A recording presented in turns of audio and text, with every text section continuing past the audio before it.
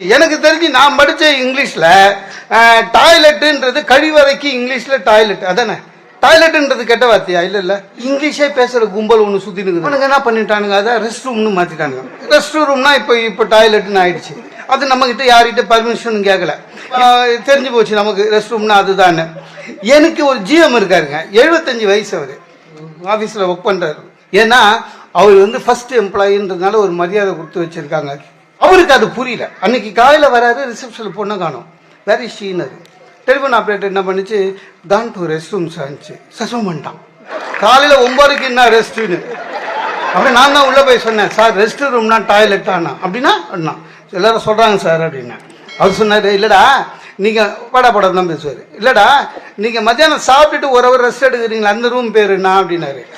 Rest room சார்னு. அப்போ அது சாப்பிட்ற ரூமு ரெஸ்ட் ரூமு, அதுக்கும் ரெஸ்ட் ரூமு, என்னடா இங்கிலீஷ் இது அப்படின்னு.